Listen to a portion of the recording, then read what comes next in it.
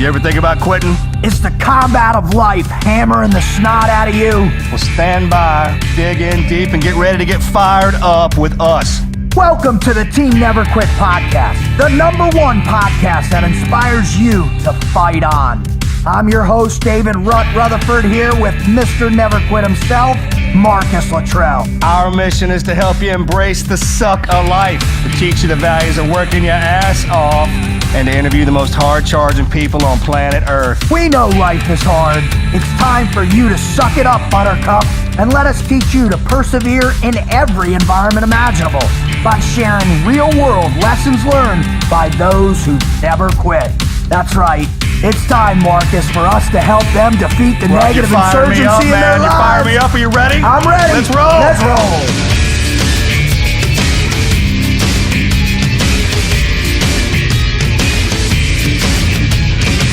You know what I love so much about people in this world are the people that have vision, the people that can see through the nonsense. Man, those are the creative people. Those are the inspirational people. Those are the motivators that drive me, Marcus, that get me fired up, that they get in my skin, they get in my heart, and they make me want to be a better human being. You know what I'm saying?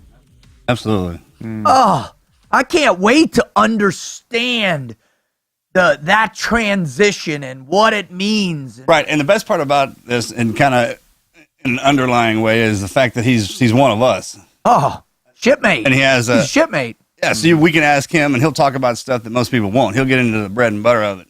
Absolutely. You know what I mean? Absolutely. Well, listen. Welcome to the Team Never Quit podcast. I'm your host, David Rutherford. I'm here with Mr. Never Quit himself, Marcus Luttrell, and the Wizard. He's wearing his Gandalf robe. He's got his giant staff. Pay no attention to the man behind the curtain. Remember, we're still going to do the big green thing. We are, right? Dude, he always wears green. Dude, that's true. That's bizarre. Yesterday. His lid, his t-shirt. You know what? I just watched The Wizard of Oz with my two girls who are... Right? Huh? It's great.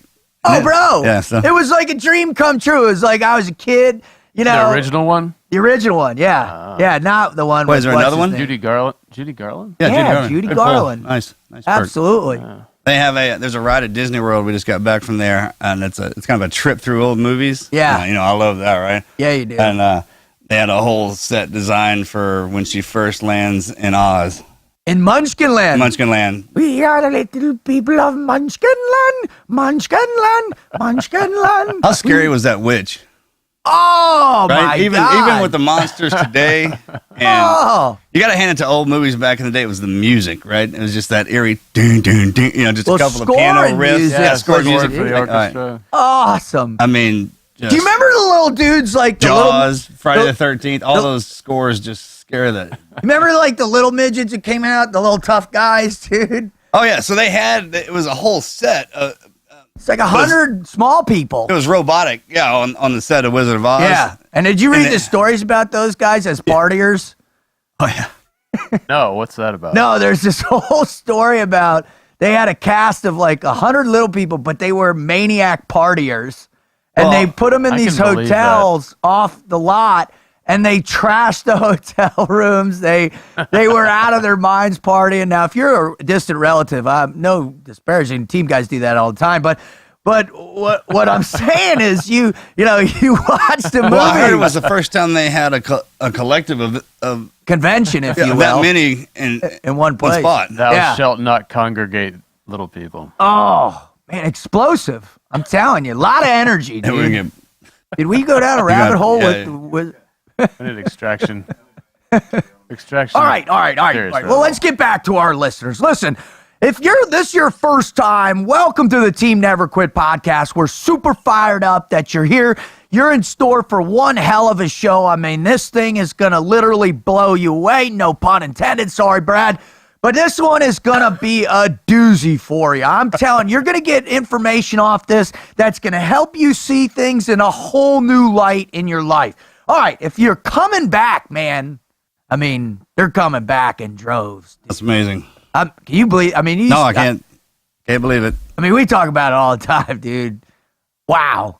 we want to just thank y'all. Randomly throw it out at dinner or sitting on the couch at the end of the night. Can you believe the people listen? No, 2.7 million downloads on our shows, and the emails that we're getting in, and the reader stories, your Never Quit stories. We are so just incredibly overwhelmed with the support. I was just on iTunes podcast site and where we're located and society and culture there, and I was reading some of our reviews, man, and I'm just blown away. We are so blessed and privileged to be able to bring this show to all you. If you could for us, what we would love to have you do is go find somebody in your life that's in a never quit moment, that's really struggling in some capacity, and introduce our show to them if you could. Introduce these incredible guests that we have on to tell these amazing never quit stories so that they too can learn the never quit mindset and to become a part of the team Never Quit, right? This collective of people that we have that is focused on resiliency and grit and willpower, determination, commitment, and just all over living a hardcore team life, man. That's what I get fired up. I mean, that's pretty special stuff, Wizard. What do you say, man? Absolutely. Awesome. Well, you're always so filled with so much to assist in my gratitude. I appreciate that, but you do have other responsibilities. I do enjoy being verbose. You do. You never had a loss. I dig it. All right. So, Brad Snyder. I mean, EOD. Let's just start with EOD. Mm-hmm. You guys worked. Here's my first memory of EOD. You ready for this? Yeah. We're in Afghanistan. We're going on this op, right? Joint op with bunch Green Berets. Big thing. And anyways, on the way home, we had one EOD dude with us. And at that time, there were 25 million landmines still in Afghanistan. So it was a little sketchy drive around. Thank God there were no IEDs and any of that. They hadn't learned all that stuff yet. But I remember we came over this pass, dropped down, and there was this crater. Like 30 by 30, obviously an anti-tank mine that they had put out there. And we come, right? And we're like, yo, bro, get up there. Go look at that. Dude. And I remember he was in our vehicle. I was rear security. He's driving. And he's walking up there. And I said, hey, bro, let me back up first. Yeah. I'm going to create some standoff, get some cover. You go look at that. But seems dangerous. We're going to get out of here while you take care of this. But that dude, no doubt, he walked up there, right? And looked at it, and he walked that road for like 500 meters in front of us. And I was like, man, that's about as courageous as anything I've ever seen, man. So I got mad respect for you cats. Man, when we go out, when we were in Ramadi, the first, Pathfinder would have to roll out and clear the routes before we could even think about going outside the gate. And then we'd pull up to the gate, the station, and then you'd see them coming back in, just a couple of them rolling in, the other one on a wrecker, one of them missing something. And like, we only got halfway down. Halfway, dude. We had one night, I think it was 23 IEDs in the road. Oh. Those guys are worth their weight in salt, man. They've taken the biggest hit, I think, out of any of our communities, right? They've had some losses, man, right. some dramatic losses. And as far as Brad goes, you got to hand it to him, man. He walks at SF. If you want to find out how to get motivated in multiple capacities, he's military, EOD, special forces. Then he went a swimmer. Then he's an Olympian. Now he's a motivational speaker. And a teacher at the US Naval Academy. Yeah, exactly. Teaching leadership. Right. Holy smokes! I got nothing but appreciation for those guys that were attached to the platoons I was in. I mean, they were. What they do is they pull out those EOD, they'll pull out their top guys and they'll attach them to us and to augment, and they serve a very valuable purpose, whether it's dealing with ordnance on target or things you run into. And you said they went through their whole workup with you, right? Right. They go through we had the whole thing. They pretty much become, except for the fact they didn't go to buds, they're not actually SEALs. These guys go through all the training and work. That's so cool. EOD operators. So cool. I mean, they are part of the team. They're in the train with us. Yeah, a couple of the guys that were in my last platoon are at Damnac now. Are they really? Oh, yeah. I got a ton of respect for these guys. Well, here's what we need to do. Can you just go down Brad's resume for us, for just to give our listeners the magnitude of what this cat, who he is, what he's done, and just to prep our listeners a little bit for what they're in store for? Yeah, sure. Let's see. He starts out when he gets to the Naval Academy. We'll start there. He gets to the Naval Academy. He's captain of the swim team. He graduates from there. He goes to EOD school, becomes an EOD officer, gets attached to Team 10, goes over there, does a deployment, goes through a rough patch there at the beginning. He'd lost a buddy a couple of years before, was real close to him, and then his father also passes away on this first deployment. And then in September of 2011, on insert to a target, he is assisting in a pressure plate that had gone off prior to this, ends up running into a second one, and this causes him to lose his eyesight. Takes serious lacerations of the face, shattered eardrum. He ends up spending 3 weeks in intensive care, recover from that, another 5 weeks in Florida, permanently loses all his eyesight. Now what's kind of amazing is he goes back to swimming, and how quickly he does this is very interesting. By May of 2012, he competes in the Warrior Games in Colorado Springs. He wins 4 gold medals there, and this that opens a door to going further down this path. Then competes in the US Paralympic swimming trials, crushes it there, wins the 400-meter freestyle. In the 100-meter freestyle, he becomes a world record holder. He continues, carries us into 2012 in the Paralympic Games in London. He wins gold in the 100-meter freestyle, wins a silver medal in the 50 freestyle. He wins gold again in the 400-meter, and subsequently he had set a Paralympic record in the 100-meter freestyle. Following that, then he goes back to Rio again, 2016, wins the 50-meter freestyle, the 100 and the 400-meter. All 3 of those he wins gold, as well as a silver medal in the 100-meter backstroke. He's written a book called Fire in My Eyes, an American warrior's journey from being blinded on the battlefield to gold medal victory. It's an incredible story how he is, the metamorphosis here. You know what I feel like when you read his? Same way I felt with Andy's, you know? I'm like, there's too many awesome things here.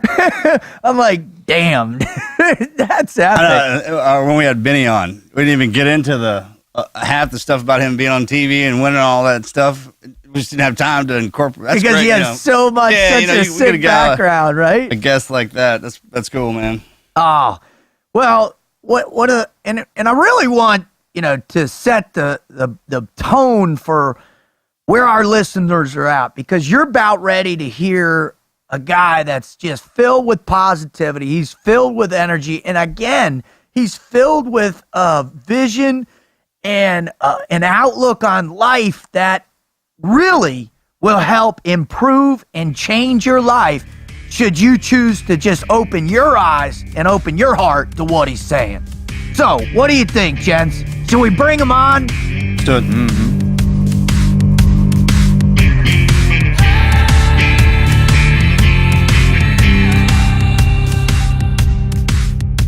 Once again, brother, once more unto the breach, I'm telling you, I am feeling that special kind of feeling in my gut, right? Because we have another one of our own, right? Another one of our true Navy brethren, another one of our special unit brothers that are here to share with us in a whole nother level, right? A whole nother level.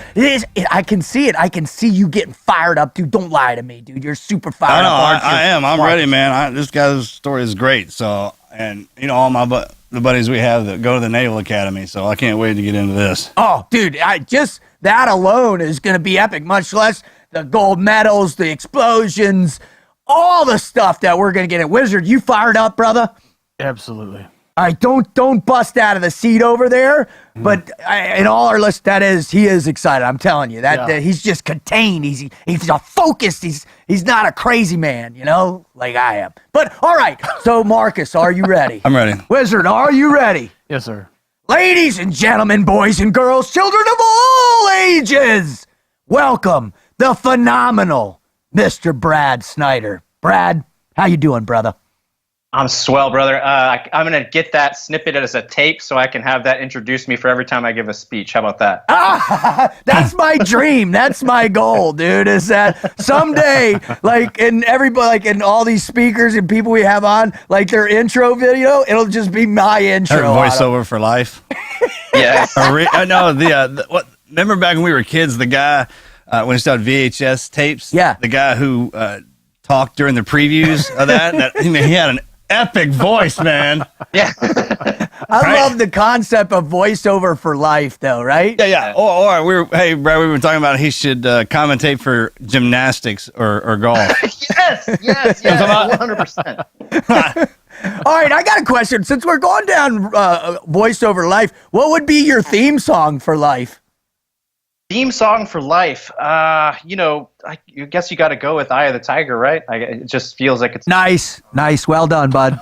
Brad, you just now become our favorite guest, or at least mine. I teach at the Naval Academy now, and it's sad. I'm not an old guy, right? I'm 33, but I've dropped a couple 80s references already, and the kids look at me like, what's that? I was really proud that 3 out of 5 of my kids the other day had seen Karate Kid because I was making a Karate Kid reference. Oh, that's big. Hey, we're old. Yeah, That has ancient. been brought to my attention in the last year and some change. Well, hell, our Medal of Honor winner this morning said you were old now, too. He did say that, didn't he? Yeah, he did. So it's my said goal now to bring as many 80s references into the classroom as possible. May make it mandatory to watch Top Gun. Kids haven't seen Top Gun. I watched Top Gun on VHS on repeat when I was Religiously. Religiously, yeah. That had more to do with me joining the Navy than I like to admit. It did though, right? It did though. Hey, Charlie Plum, that's all he talked about, right? Top Gun. Was Top Gun, yeah. Tom Cruise. Gun, yeah. Matter of fact, if he could come back, he'd come back as Tom Cruise in That's Top right. Gun. Well, don't get too fast into the minute yet, bro. Let me slow down. I got sucked in right there. But Brad, before we start this, before we get going on these epic rabbit holes that we're typical on because that's just what we do, we're gonna do something that because we got to get you limbered up. All right, you're an Olympic swimmer, you're a gold medalist, you're an elite athlete in the world, so you understand the power of getting warmed up. So we are gonna do some neurological sprints right now, dude, and we're gonna soften up. Well, mine's pretty soft already. We're gonna get that gray matter loosened up and ready to go with something that we call the Mad Minute. Are you ready? Yes, sir. Okay, Marcus, fire away. Hi, brother. How far are the Go Navy beat Army bleachers from each other? That's a 30 meters. trippy question. Okay, I knew he'd know it. Dude, That's a thing. that is apparently, Is there an app for that? What's Is this that? an interview for Google? I don't know. right? Totally an interview Oh, hey, for that's the first. Google. You have no idea. All right, I'm going to give you 3 words, and I need you to use them in a sentence. Ready? Donkey, marriage counseling, and Burt Reynolds. Awesome. Burt Reynolds went to marriage counseling for calling his wife a donkey. Safe one. Very nice. Very safe. Very well done. Very good, Bat. I like that. That's great. I was That was riding the donkey to my marriage counseling where Burt Reynolds is my counselor. Because you're from Texas. I am from Texas. Yeah. That's- I went through so much marriage counseling that the donkey that I was riding on started to talk to me like Burt Reynolds. Oh, that's a good one. That's a good one. I like that one. I guess I'm the only twisted one because where my head's at right is You're nowhere thinking near of your the head. next aren't question you? then. Moving on. Yeah, next question. All right, here you go. If you could travel back to any decade in history and hang out with a particular person or group, who would that be and when? Alexander Hamilton, hands down. I saw that play last year, and it blew my mind. That guy sounds like an incredible guy, and it would have been amazing to see. The documents between the Declaration of Independence and the Constitution have guided our country for the last 200 years, and those guys were incredibly smart and set up a great system. So to be a fly on the wall as they're rapping back and forth as to how they're going to do that would have been absolutely amazing. That could be the most intelligent answer we've gotten yet. I knew I'd love this guy. Who shot him? He's lifting the. Who shot him? Aaron Burr. Yep. Come on, dude. Everybody knows that, don't Do they? I learned it on that peanut butter commercial. Remember that peanut butter commercial? The guy on the radio, he was listening to the radio, and they're like, "Who shot for $1 million? Alexander Hamilton." And he called in and got on, but he couldn't talk because the peanut butter was so in his thick. mouth. It was an advertisement for thick peanut. Never mind. I want to know how you got tickets to see that show, though. That's what I want to know. I was in New York last year, and they wanted $3,000 to go see it. My brother and some friends up there pulled some strings and made some magic happen. I got to see it with the original cast too, and oh my god, it was so worth it. Coolest thing I've seen. I don't know that I've ever had an appreciation for Broadway and musicals and whatnot, and I was just on the seat of the edge of my seat for 3 hours during that play. It's incredibly creative. It's incredibly smart and true to the history for that most part, and really does a good job of providing the perspective of how that all came together through the war for independence, and then in the aftermath as well. So it's fabulous. That's cool. I highly recommend it. If anybody wants if you to like watching cultural. movies, you'll like Broadway and going to plays. They're that good. I go. Melanie and I go up there all the time. Absolutely. Yep. All right, brother. If you could swim against anybody in history, who would it be? Ooh, good question. Oh man, if I could swim against anyone in history. Well, I go with Phelps, right? He's the GOAT of all. He's the greatest of all time. If you want to be I think you got to train and you got to swim as though you want to be the best, right? So I know he'd kick my ass right now, but I'm going to keep trying. I'll keep trying to the day I die. I'll keep trying to improve, and if I beat him one day, great. If I don't, then whatever. But he's the best, so I'll swim against him. Man, I was thinking like Genghis Khan. I want to swim against Genghis Khan. Yeah. I doubt that guy would swim. If he's as fat as he is in that show, he would not do well. Yeah, that's what I'm saying. I would win. I would crush him, and I'd feel so good that I beat one of the most horrific human beings in history. I crushed him. Yes. Hey, on Shark Week, they had Phelps, and they had him compared to all the it was Spitz and a couple of the other guys in the Lynx when he broke that world record. When he was going to swim against that shark, and man, it's like Secretariat in that pool. He's the GOAT. Lynx away. He's the GOAT, man. Lynx. He's the GOAT. That's a good question. All right, Wizard, fire away. All right. If aliens exist, do they more closely resemble Alien from Aliens movie series, Avatar, or Mars Attacks? Oh, that's Mars a good Attacks. This is the best, right? I hope they look like I want to Mars. believe that the universe is a little bit more comic than Avatar. Movie's so I good. certainly That hope movie. that First Contact is with a race that we can speak to, and have some sort of meaningful exchange instead of just boy. get exterminated by a superior race. Oh boy, Totally. it's going to be Right. tough. Totally. Yeah. And I want them to I want the First Contact to be with someone from Texas too. Yes. Some back ranch. We all want that. backwoods. We all want that. The first intergalactic diplomat. Oh, it's from Texas. Sorry. Send me, buddy. I'll do it. I had to do it. I'll do it. All right. You're on the short list, I'm sure. All right, here Send you me, go. I'll do it. Here you go. What is one of the best things that you have on your bucket list? Best things on my bucket list. Well, so this kind of ties into Never Quit Story. So I have a great group of friends. And so pretty much immediately after finding out I was blind in the hospital, instead of any of them diving into pity or whatever, they were instantly pulling up YouTube videos of what's the coolest thing that we could do blind. And unfortunately, Eric, there's already a guy who's gone to the top of Everest, yeah. so on and so forth. So we're like, skydiving. We're going to do that. Yes. So there's two dudes who did a two-man blind group of skydiving. I want to try to find those guys and see if we can do a three. I thought that would be cool. So I want to skydive. I don't want to tandem. I want to go out on my own, and I want to land on my own. And I definitely think it's possible. It's just going to be one of those let's build a team around us and let's do it, but let's do it safely. Yeah, that'd be a good thing just to do it safely. Yeah, no, I love that idea. Yeah, we know man. plenty of That's jumpers. genius. We can get that done. Oh, dude. Hell, Yeah, man, let's I do. think if we some of those guys who are real good fly with me a little bit, then when you're at jump school, they call your landing anyway. So maybe someone out on a boat. Let's do a water jump. Have someone on a boat. Call Oh, there you flare, go. flare, Yeah, flare, water jump. Just smack into the water and call it a day. That's genius, from man. space. Let's redo the Red Bull From jump. space. Yeah. Get call up Andy Stump, see if he'll Get do that. Stump, man. jump We'll from break space that with one. me. Well, we had him on the show recently, man, and he's still trying to push the envelope. Like, he was leaving us to go out to some place where they've never base jumped to go do wingsuit base jump and stuff, and we're looking at him shaking our heads going, what are you doing, dude? If you've watched I'm sure you've watched those videos. I saw them before I lost my vision. Those guys flying, like when you see them fly by rock outcroppings, you see how fast they're moving forward. Oh, man. Just contouring the ground. That's gotta be so intense, that though. stuff's crazy. Well, one of the guys in the wingsuits landed it, right? He came down, and it was on the big it was a snow slope, right? He landed it. Yeah. That would Pretty be awesome. so much fun.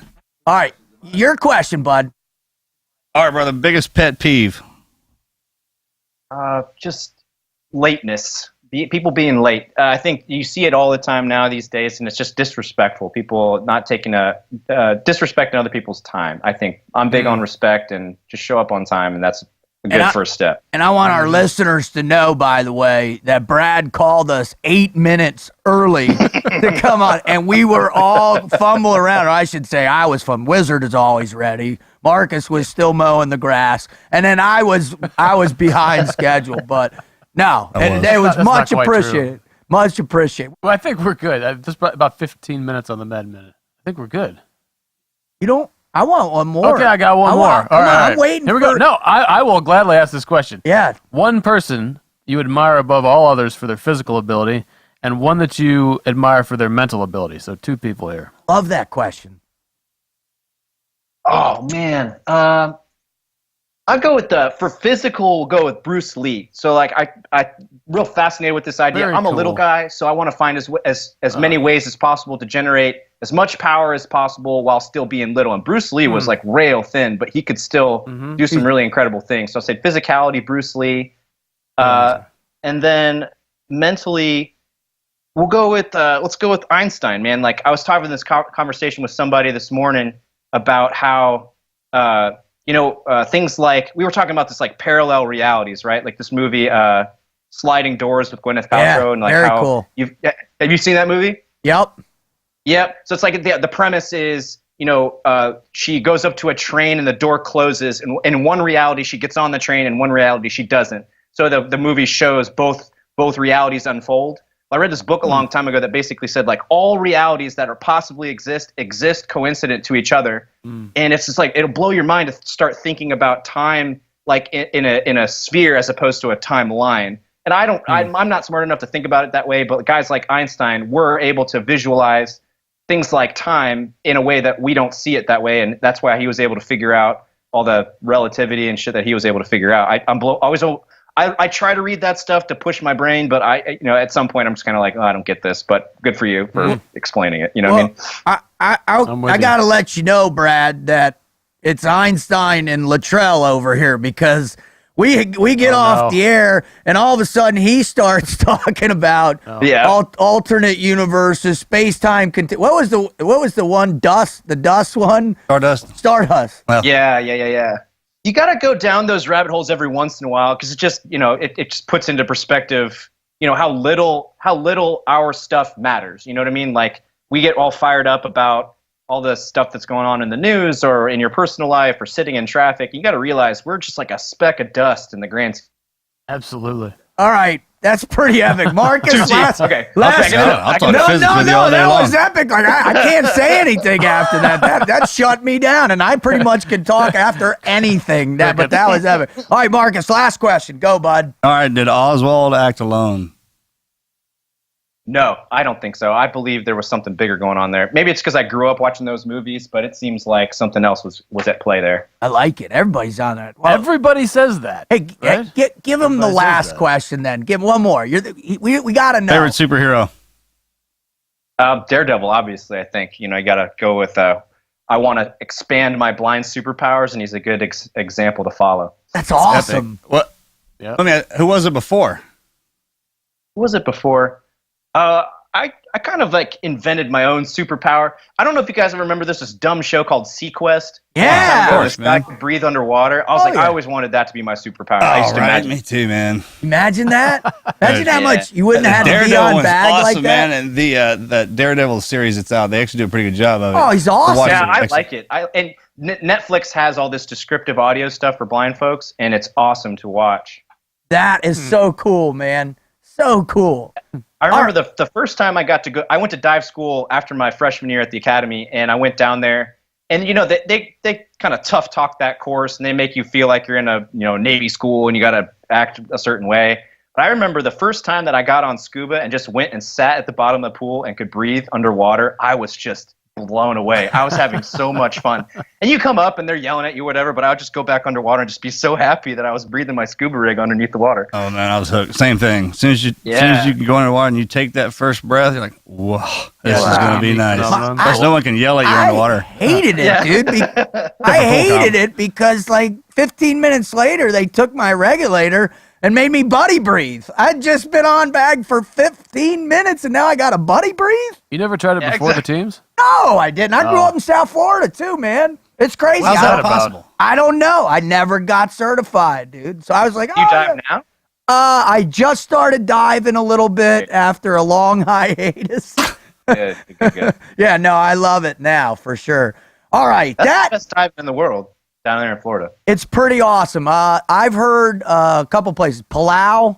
That's the best one. Yeah, Palau is pretty amazing. Belize, second biggest. Belize. Barrier It's Reef. pretty good. Yeah, Belize.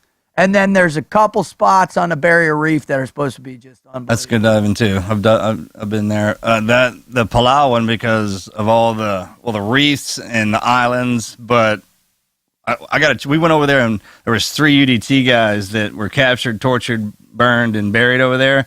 And there's an organization called Bent Prop. Fantastic organization, man. Just real fast. And they go and find and recover our missing boys and girls. That's cool. And the 3 frogmen they found over on this island, I got a chance to go, and I took a 93-year-old Marine who went across the beach that day to take it over. Yeah, R.V. Bergen, man.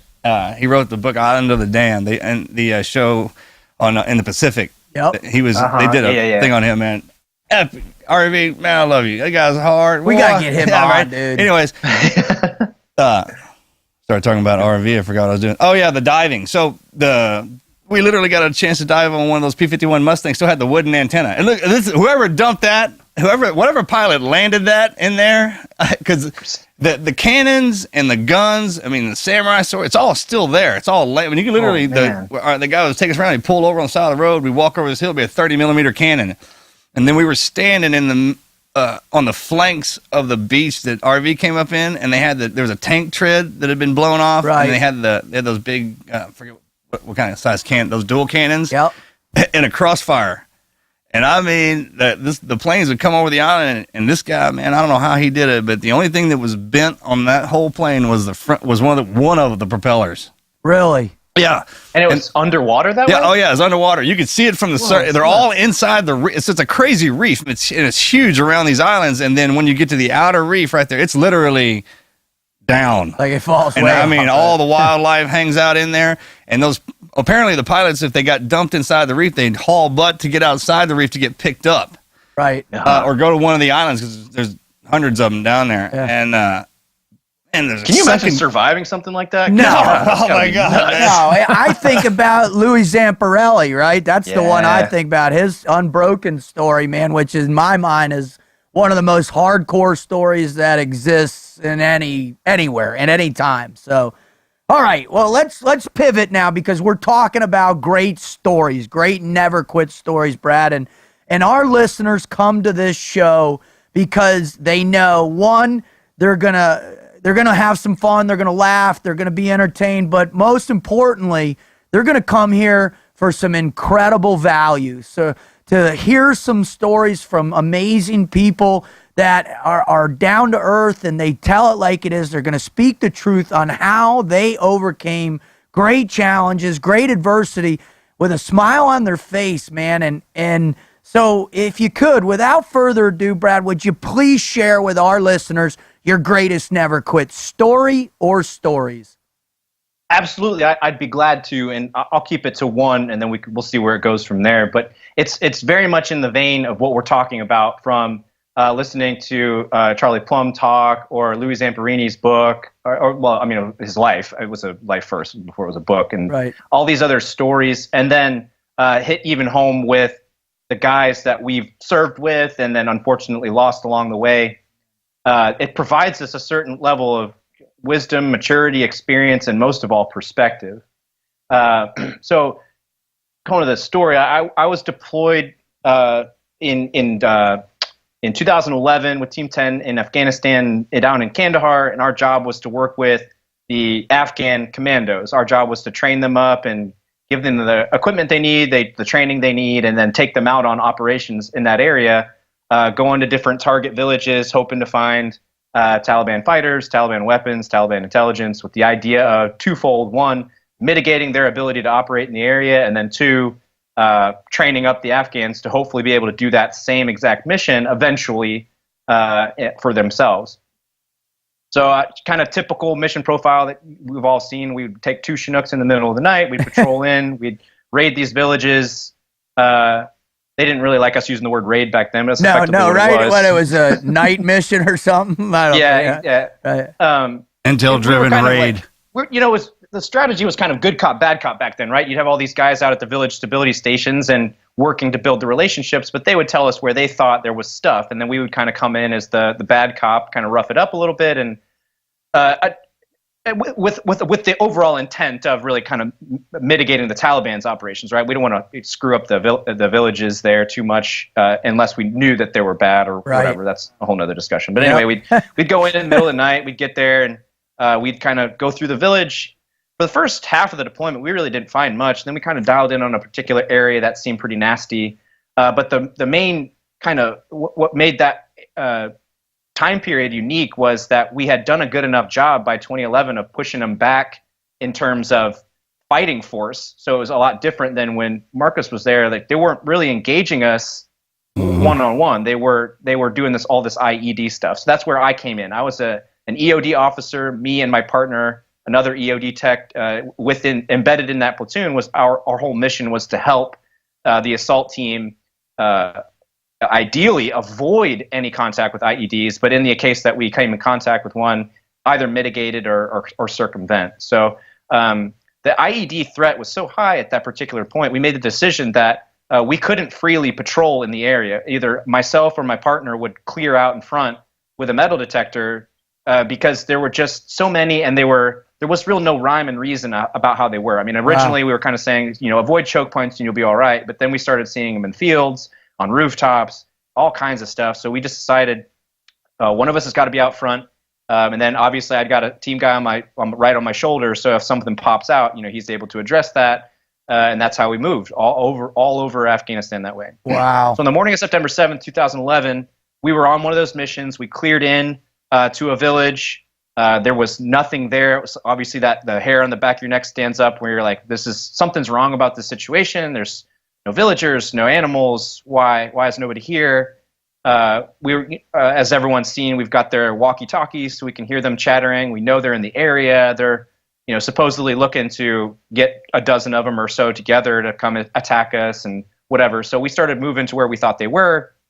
At about 7:30 in the morning, after the sun had come up, I was halfway back in our foot patrol, and I saw a big blast plume go up in the air, and I thought my buddy Adam had stepped on an IED. And so what kind of like the tactic in that situation: don't run up there right away. You've got a little bit of time. Wait for something to come over the radio. Get a good essay on what's going on. Didn't hear anything over the radio, and I thought, man. So I looked back at my boss and said, I got to help with the medevac. I ran up there. I was real happy to see Adam and three of the SEALs had jumped over this ravine and were kind of fine. But over to my left, there were two Afghans laying in a crater about 1.5 meters wide. Oh my. What we figured out had happened was Adam had cleared a path to go over through this choke point over a ravine, and to the left, the first Afghan in the patrol did not follow that path, kind of picked an easier roundabout over this ravine, and surely I say this in my speech all the time. The path of least resistance is almost always booby-trapped in that environment. Right. And sure enough, there was a 40-pound IED buried in that footpath. So the first Afghan was flung forward about 15 feet, unconscious and real messed up. The guy standing behind him, also hit by the same blast, was real messed up. So we have 2 casualties we're working through. We were able to kind of divide and conquer. It took us a real long time due to terrain and trying to, we do this drill and training all the time. And it's not easy to move a casualty. So it took us a while to get him back where we wanted him to go, knowing that we don't have a lot of time to sit here on target moving this other casualty. I grabbed a litter from the back. I was running the litter back up to the front where I made a call to kind of expedite to where the medic and the other casualty were over some grass. And I kind of figured in my head that the chance of an IED being under the grass was really low. Turns out I was wrong. I stepped on an IED that was about a meter away from the first blast site. Thankfully, I was a little bit offset from anybody else, so the blast only hit me. We could dry erase board, and I could show you why there was an offset from the pressure plate to the blast, but I'll spare you on that. But the gist of it was I stepped on the pressure plate, and there's about 1.5 feet distance between me and the blast, which in effect saved my life, definitely saved my limbs. The bad side was the V plume came out of the ground and smacked me right in the face. Wow. So I maintained I anticipate consciousness through the whole time. I remember actually being awake on the ground, and I could still see a little bit out of my left eye, and I looked down and I was laying on the ground in the fetal position, and I saw my hands, and behind it I saw my boots, and I didn't see anything wrong. And I've been responding to casualties throughout the deployment, and none of them looked the way I did, and I assumed that meant that I had died. Oh, so I laid there, kind of just thinking everything through, and weighing everything in the balance, and thinking, what's going to happen now that I'm dead, or is it just going to fade away, or is there some sort of purgatory, or is there a heaven, coming to get whatever? Me? That's pretty heavy. That is heavy. Yeah, sorry. It gets better, guys. Don't get it. We're in the low point of the story. We're going to get back up to the high point. No, bro. You take your time. We're loving it right now, and our listeners are riveted just as we are. Yeah. I don't like to dwell on the heavy, but you got to go to the heavy before you can get to the light. That's what I always say. Amen. So, I was convinced, and I remember this distinct thought that my grandpa, who died when I was 11, my grandpa was going to come and take me on to whatever happens after you die. And in fact, we were talking a little deep earlier. I was actually kind of excited in a way to figure out, we always wonder and we always believe all these different things, but nobody really knows what happens after you die because, well, they died, So I was excited, like, I'm going to get to figure out. But it kind of time caught back up with me, and I realized that my teammates were calling to me, and I realized I wasn't dead.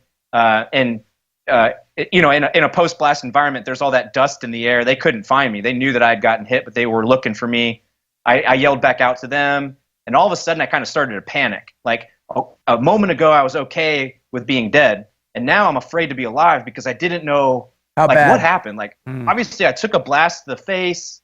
Like I have this weird kind of feeling. Am I paralyzed? Do I have a traumatic brain injury? Am I eventually going to be disfigured? Is my face going to look real messed up? Or all these thoughts started to hit me all at once, and I started to panic. All that uncertainty hit me real hard. And I remember grabbing my buddy Adam when he got to me, and I was like, "How bad is it?" And he was like, "I'm not going to lie to you, man. Your face is pretty effed up, but the rest of you looks fine." And the way he said it, like so nonchalantly, I was like, "All right." And I remember I had this realization, like, okay, I'm alive. I'm gonna be alive. And right now, and we brief this in the mission briefing every time. Don't rush into a bad situation because the worst thing you can do is become a casualty yourself. Right. All right.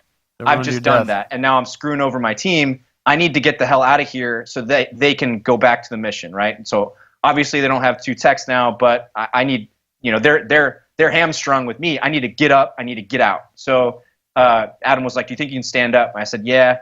And so Adam and the medic stood me up. They walked me back over that ravine to where we brought the helicopter down. And then I remember getting on the helicopter, and then they took me to Kandahar. And because I had taken a bunch of, frag and shrapnel in my neck and stuff, they make the delineation to intubate you. So they don't do that when you're awake. So they gave me a little sleepy shot. I didn't wake up for 60 hours. All of the 60 hours were surgery in Kandahar, a flight from Kandahar to Longstool, maybe through Bagram. I don't know the details. I haven't really gotten a full on. I don't know what exactly happened, but I was out for 60 hours, and then from Longstool definitely to Walter Reed. When I woke up in Walter Reed, I was on lots of drugs, and it made it really hard to figure out what was going on. Wow. And so 6 days later, when the doctors are in the room telling me that they were going to do everything they could to save my vision, I didn't understand what they were saying because I had been hallucinating so bad in my mind that I didn't realize that I was blind for a week. Wow. So on the 6th day, the surgeons were saying they were going to do this surgery. They were going to try to save my vision. I remember asking the surgeon, "What do you mean? What does that mean?" And he said, "Lieutenant Snyder, you have a less than 1% chance of being able to perceive light and dark with your right eye. We're going to remove your left eye so you'll see nothing on your left side." Wait, I'm sorry. You said that you were able to see immediately after the blast while you're still there on the ground. Is that correct? Yes. Or was that some kind of hallucination as well? Well, it's a really hard question to answer. I don't believe so because I have this vivid image in my mind, but it's very possible that I had imagined that. But the dynamic of the blast on my left side is what they call an open orbit injury. The globe of my eye was fine effectively, but a piece of frag had gone inside the eye. And your eye, you Marcus, you probably know this, but the eye is locked off. Dave, were you a medic? Yeah, I was 18 Delta too. Yeah, I didn't realize that. Yeah, so you guys, so the eye is locked off. Like if you get a influenza in your body, it doesn't go into your eye. There's like a barrier. I forget what they call it, hermetically sealed or whatever.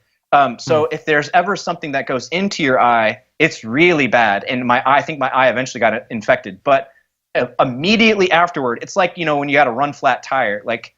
You can go over something and the tire doesn't immediately deflate. That's kind of what my eye was. And eventually that went away, and then they had to pull that eye out altogether. So the right eye was destroyed pretty much right off the bat. And the way I tell the story is kind of misleading because they thought in the hospital that they had done a sonogram of the bottom part of my eye. This is way more detail than I normally give, but they had done a sonogram of the bottom part of my eye, and they thought they found my retina. And your retina is just a little like disc, kind of like it's a little fragile disc. And they were going to try to unfold the retina and put it back on the back of my eye and hopefully get some light perception back. They did not tell me at that time that has never been done successfully before. Wow. So that 1% was a really, really, really small 1%. And it did not end up manifesting that way. I ended up with no vision. And if anybody can see the video, these are actually prosthetic eyes. So I ended up with prosthetic eyes. But I'll tell you what, hindsight being what it is, I'm kind of glad that it's just like the lights went out and we go back to that conversation of, control what you can control and let go what you can't. I think it's better that I don't have like some kind of misleading shadows or whatever. The lights are out, so I use my ears, I use my hands, I use my nose. That's all I got, right? So I wasted a lot of time trying to figure out what are the lights and shadows. It's dark. There's no vision. Moving on. So, obviously, laying in the hospital like that you're like, wow. When you're hearing news like that, it hits you pretty hard, and you start thinking about all sorts of different things. And you can go down one of two paths. You can think about all the things that you'll never be able to do. Obviously, they're not going to let me near a bomb with clippers in my hands if I can't see what color which wire is, right? So that's off the table. Flying a plane or seeing the beach or seeing the mountains or any of those things, it's all off the table. But you realize pretty quickly that, that's fruitless. It's not going to get you anywhere. Goes back to that control what you can control and let go what you can't. I don't have my vision. It's not coming back. I knew full well what the potential consequences of doing that, going on into that mission set, doing that job, and going kind of bringing it back to what we were talking about before I started telling the story is this perspective piece. We all have something that's hit us hard. We've lost friends. Amen. And we've it doesn't. I tell this story about like when I wanted to go EOD out of the academy. We all see these posters. You see the poster online of a guy defusing a mine or scuba diving or jumping or shooting or demo. All the cool, fun stuff. All the quals that we get extra money for. It's cool guy stuff, right? Like, man, that looks like so much fun. I'm going to be a real badass. I'm going to get to go, fight the war on terror. It seems really grandiose at first. Yes, it until does. you lose a friend. And then all of a sudden, everything changed. And for me, that happened in 2009 when my buddy Tyler Trahan was killed.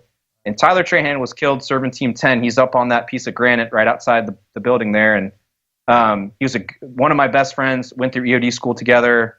Just, for some reason, they only take the best of us, right? And that was Tyler for sure. Mm-hmm. And my mindset on everything changed. But I could go down that rabbit hole, but I'll tell you what Tyler helped me with was sitting in that hospital room, learning that I'm blind. I think the world, my mom, my family, everybody expected me to be really beat up over the blindness. But I kept thinking about Tyler, and I was like, you know what?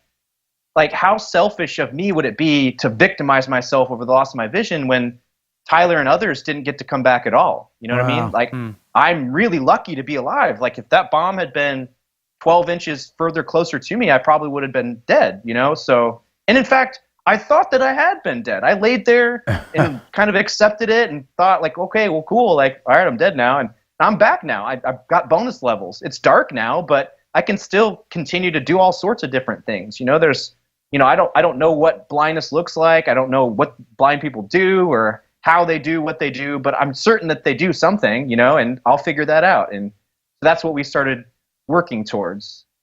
Wow.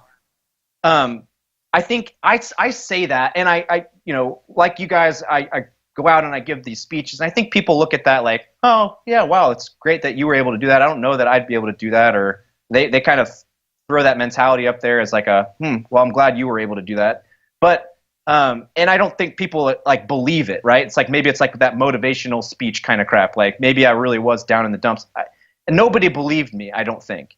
And I remember being in the hospital and so many people coming to visit me and saying, oh man, we're like so sorry about this happening. And they were like all beat up, and they would cry and they would hug me and they would cry and they would hug me and they would tell me how sad they were. And I kept telling everyone, I'm going to be fine, guys. Like, don't worry about me. I'm fine. And, lots of blind people go on to do great things and blah, blah, blah. And I realized that in that environment, people see kind of what they're expecting to see, and I needed to show them something different. Awesome. So thankfully, right around that time, my old swim coach came, and instead of doing the whole pity thing, he basically just said, like, it was kind of like the mission goes on, right? Like, we have practice on Saturday. You want to come? And I said, yeah, absolutely. So it's kind of like, when you want to pick up the pieces and rebuild, you start at the basics. And I think my understanding of all of the things that we hold dear in the military, from perseverance, honor, dedication, courage, all those things, believe it or not, they come from athletics when you're a kid. Cool. And dedicating yourself to something wholeheartedly came from swimming. So I was like, all right, we'll start there. What I found when I swam was the first thing that I didn't suck at, blind, which was really nice. It was a gratifying feeling. And it was the first place that I went that people didn't look at me like, oh, like the struggling veteran, or, oh, it sucks that you're blind. They see me swim, and when you see me swim, I'm sure that you can't tell that I'm blind, or at least that's how I try to make it look, right? You should see me swimming back and forth. Not only am I doing it, but I'm doing it well. And that was the first time that I was able to kind of latch onto that image. My mom was able to latch onto that image. My family was able to latch onto that image. And I think it was the first time that everyone really believed what I was trying to say. Everything's going to be fine. Wow. Now, it kind of took a life of its own. Someone on that pool deck that day ran over and said, have you ever heard of the Paralympics?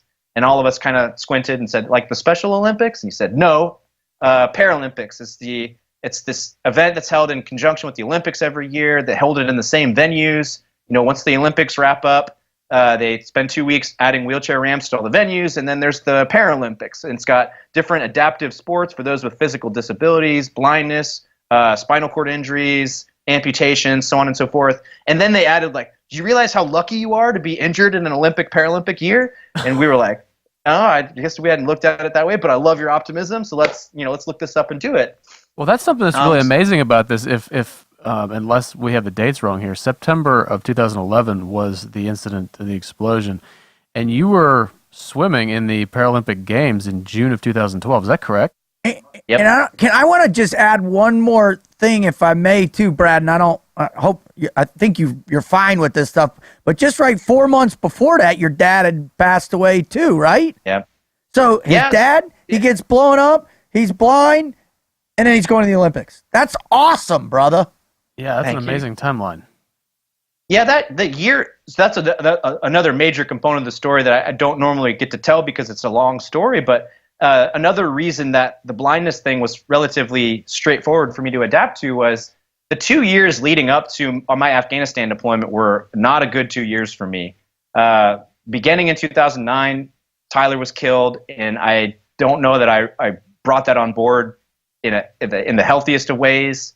It was my first time through that loop, and I kind of buried myself in work and kind of hoped it would go away, and I don't know that it necessarily did. Then later, about a year later, an ex-girlfriend of mine committed suicide, also hit me real hard. I didn't really know that I took care of that all that well. Kind of fell, I wouldn't say, I got into some bad habits, some bad drinking habits, and we all know that the communities we have a tendency to kind of overdo it sometimes, and I definitely did. I wrecked my truck after getting blitzed one night and ended up in jail. That wasn't good, and that almost ended my career. Wow. Then finally limped on to Afghanistan, just barely made it on that deployment in the wake of the DUI, and then about halfway through the deployment found out that my dad had died. And I remember kind of being out there doing that mission, really kind of disconnected from, talk about that sliding doors thing. Like there's a way I think we all think that life's going to work out. And when it works out so far away from what you thought was going to happen, you feel very strange. I mean, in some ways, alone. I really liked that job. I was really glad I got to keep doing that job. But by the time that I was blinded, it was almost like a relief valve. Like this is like a restart button. Like going all the way to the point of death and then coming back. For me, I just knew that things were going to start getting better because, for sure, they couldn't get any worse. Wow. If you go all the way to death after all those things. And to come back from that, I knew it had to get better, and it did. And you guys are right; like it happened so fast. When they originally brought up the idea of Paralympics, I kind of said no. I was like, no, I need to figure out like how to get on the computer and get an MBA like all my peers, so I could go into the business world, make a bunch of money, and blah blah blah blah blah. But they made this deal where they're like, all right, we'll sneak you out of the hospital 3 days a week if you'll agree to pursue Paralympic kind of adaptive sports. And I was like, yes, because anybody who spent any amount of time in the VA knows that the food sucks. So I was like, yeah, if you sneak me out, I'll swing by like Papa John's or something, get a pizza, and like bring it back to the hospital or whatever. And that's really how it started. It started before I left the hospital. I actually swam my first meet while I was still an inpatient in an Augusta VA. They actually flew me from Augusta to Colorado Springs. So the timeline was very aggressive. And it was very aggressive because of what that guy said. It's like, there's deadlines, right? You have to have certain, qualifications. You have to have like a Paralympic sanctified doctor shine a flashlight into my fake eyes and be like, "Yep, this dude is definitely blind." Sign on the dotted line. And so, I had to do all that stuff, and then it lined up real quick. And that first race, I swam a race, and I get out of the pool, and everyone's like, "Oh my God, dude, that was so amazing! Like, you're ranked 5th in the world as blind swimmers go." And I was like, no, like you guys are, thanks for the optimism. You guys are looking at the wrong list. But they were right. Like first shot out of the gates, I was 5th in the world. The next time I raced, I was 1st in the world.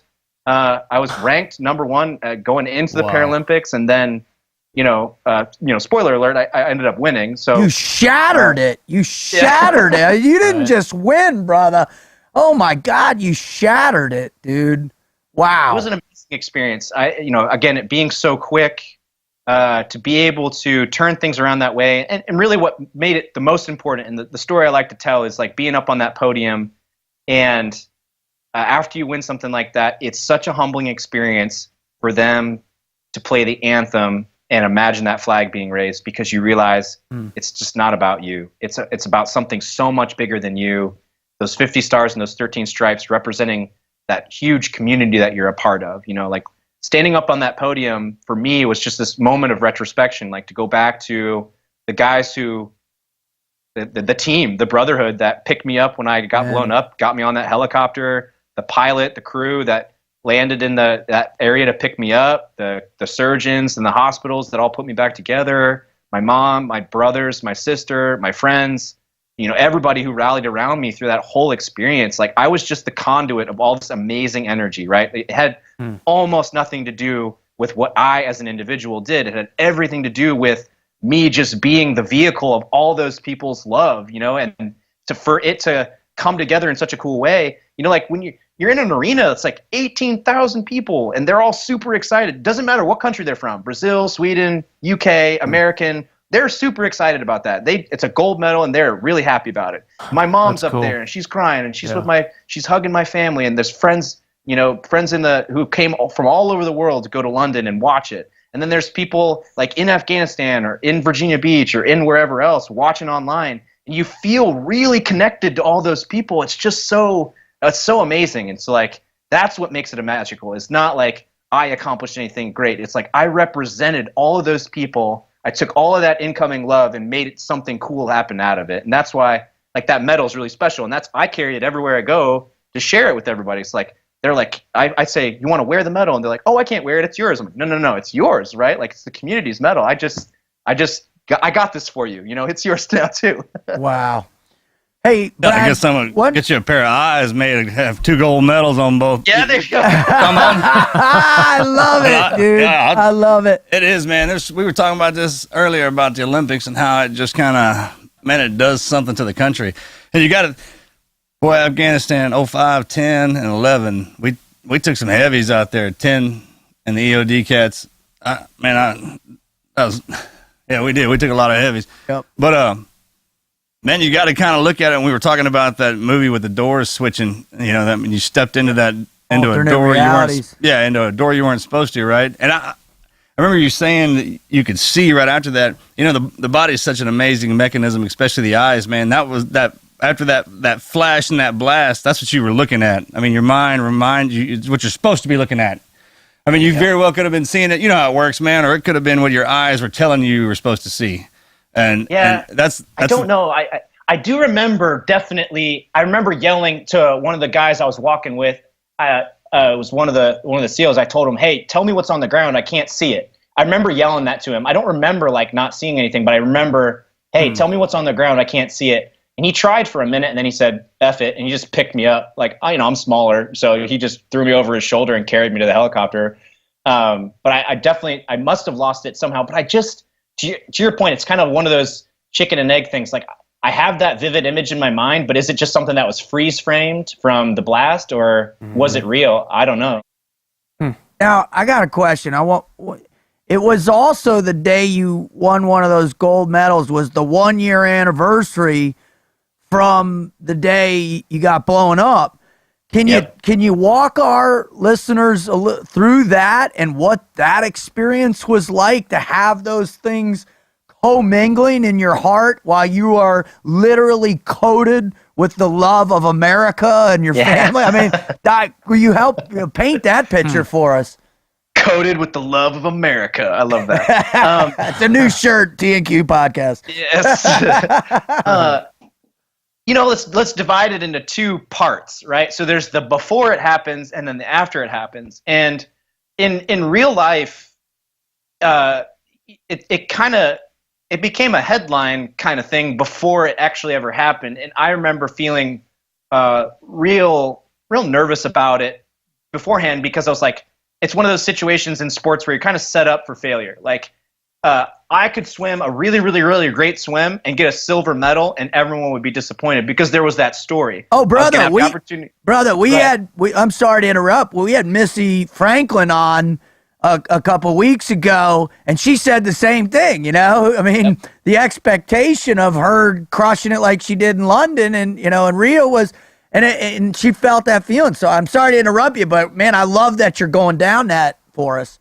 Now, she's a wonderful human being. I've had the opportunity to work with her a little bit. Mm-hmm. She invested herself in the Warrior Games a little while ago, and so she kind of gets our world a little bit as well. And man, that's what makes the when you watch it on TV, I don't know that you necessarily get that feel, but the immensity of especially American swimming, because we are so good. There's just this expectation that every time an American hits the water, it's going to be a gold medal, right? And when it's not, it's kind of like, well, what's wrong with you? It's kind of the response. You're like, well, I was the 7th fastest person in the world. That's pretty dope, right? Like, first, like, yeah, right. So again, like it's kind of written. It's out there in the atmosphere. I kind of know that people are sort of expecting it. The part of the story I told you a moment ago, like all the magic of all those people there, people flying from all over the world. it's great afterward. Beforehand, you're like, man, all these people flew from all over the world. And so, but what I think is really cool, and what I'm fascinated by now, like we'll get into what I do now a little bit later, but we, as operators, we're given the tools to work through those situations, and we're given the tools to work through situations like with much higher stakes, right? Lethal stakes on deployment, IEDs and helicopters and all that sort of stuff. It all goes back to those kind of stoic principles: control what you can control, let go of what you can't, right? Expectations and outcomes are not things you can control. Expectation actually is, you can. Right. Outcomes you can't, right? So you prepare, you do everything that you can prepare. You eat the right stuff, you train the right way, you bring the right gear, blah, blah, blah, blah, blah. I can't control the outcome. I've done the training. And so I did this like mental, back and forth. Like there's the one side of you is like, what if this happens? What if that happens? What if that happens? And the other side of you just has to say, shut the F up and just do it already, that kind of thing. And that's what we had to do. So I walked out, and I remember a lot of that dialogue going on in my body beforehand. As soon as like the referee blows the whistle and the arena goes quiet and like the moment's about to happen, all that went away. That's and it was awesome. like it was just this cool, like you just feel like almost superhuman, right? Like you just let the adrenaline flow through you, let the energy be a part of you, just hop up there and just execute. That was my rally cry in my head, was like, just execute, just execute, just execute. I know the race, I'm well prepared, just dive in and do it. And that's how it manifested. I love being in that moment because it's a moment you can't replicate. It's exactly. Like you can't have a crowd that big, you can't have a moment that big, you just can't replicate it in training. Just like combat, like the second fire starts going over your head, like you can't replicate that. That's your moment. Don't screw this up. Like just make the most of that moment. And I love that moment. I love being in that water and feeling that crowd, and just like it's unreal. It's unlike anything I've ever had. So I really enjoyed it. I came into the wall, and there's this funny dynamic that exists in blind sports. Imagine, you're in the Olympic arena that you see on TV, and Phelps comes in, and what happens when he finishes? Or Missy, she comes in and finishes. She looks up at the result on a big jumbotron, right? She knows exactly what happens, and then she celebrates or splashes the water, whatever. Well, we can't see the jumbotron, the blind athletes, and the crowd's yelling so loud, you can't hear what the announcer says. So, you can't see your competitors either. The people in the arena, the people on TV, the people wherever, they all know what happened and they're yelling for it, but the swimmers in the water don't know. So there's like this prolonged period of time where you're like, I don't know how to react. Like, I don't want to celebrate because what if I lost and like, I'm supposed to be disappointed or what? So we all just kind of sit there awkwardly and don't know what to do. And then, the referee blows the whistle again. That means the competition's over. My coach leaned over and said 2 words. He said, "You won." And that was like just this immensely gratifying feeling of all the expectations gone. The moment's over. It panned out. I did what I wanted to do. Nobody's going to be disappointed. And now you can just kind of like soak this up. And the Paralympics does a great job of like, you get out of the water and you soak it in, man. Like you wave and people are cheering for you and they're so excited. You wave again and you go through this media tent where all these people want to ask you all these questions. How does it feel to be a gold medalist? And you're like, I don't know, it's so great. And you're like, you get like, oh, I'm huffing and puffing and I want to say something profound, but I just can't because I'm super excited. And, so it's a cool moment, man. It's it's out of this world. Wow. I want to ask you a question. It's going to seem a little bit regressive, but as a blind swimmer, how do you manage to? I mean, anybody that swims, particularly over any distance, understands that swimming in a straight line is a little difficult. Guiding, man. How do you guide? How do you swim in a straight line? Well, thankfully, swimming already has these kind of organic barriers, right? Like there's the lane lines in between each lane, and there's a wall on either side. So there's quite literally a box that I can't, without hurting myself, get out of that box. Right? So, I do make this joke that blind swimming is just a little bit like watching NASCAR, right? Like the 8 blind dudes jump off the block and everyone kind of just cringes because they know that someone's going to crash at some point or another, and it's not going to be a pretty thing. So I do 2 things. One, you guys know, it's Australian crawl kind of stroke. And so I drag my fingers along the surface of the water on my forward arm recovery, And what I'm doing is I'm looking for the lane line on either side. Right. So imagine like, my body's basically making a Y at any point. And I'm kind of looking out to the left and then looking out to the right for the lane line. And if I hit it, I know I'm creeping over on that right side, and I do what I call bending. Basically, like, you don't want to overcorrect because then you just go right back to the other side. I just kind of I just bend my hips out of alignment with my shoulders and just try to cruise back into the middle of that lane and kind of adjust that way. So I'm at any point, I'm kind of vacillating somewhere in between the left and the right-hand side. And as fatigue sets in, none of us are completely symmetrical. So I'm definitely stronger on my right side. So I tend to pull right, all that sort of stuff. So that's kind of the tactics of staying straight. And then on the walls, a teammate or a coach actually stands on the side of the pool with about a 6-foot-long pole. It's actually my blind cane, the cane I use to tap when I'm walking around. We jam a tennis ball on the end of that. And as I come into the wall, they come in and they whack me in the back. That lets me know that I'm about a meter away from the wall. And we actually work that timing over and over and over again, just like passing a baton in a track relay. They practice that movement so often that it's just like, you start your stride, arm back, got the baton, and move. It should be a fluid movement. So I'm counting my strokes, and I know about when I should be at the wall, and I start prepping for it. Instead of rotating all the way up on my side, I kind of keep my chest playing with the water, the bottom of the pool, and as soon as I get that tap, I flip over and do my forward roll, and it's another like leap of faith things, right? Like you get the tap, you roll over, and you hope the wall's going to be there when your feet hit. Yeah. Sometimes it's not. Sometimes you're a little long, so you got to like extend out, and you're like, oh shit, like you lose the force. Extend, the less of a push off you get. So there's that. It's a sweet spot. It doesn't always work out great, but that's what Paralympics are great. Where it's controversial, but there's great parity across all the athletes. Like everybody that I swim against has got the same exact problem set, right? They're all trying to do this all blind, and it's who can do this the best blind. Right. And turns out that's me some of the time, which is nice. But it's a unique challenge set, and it's fun.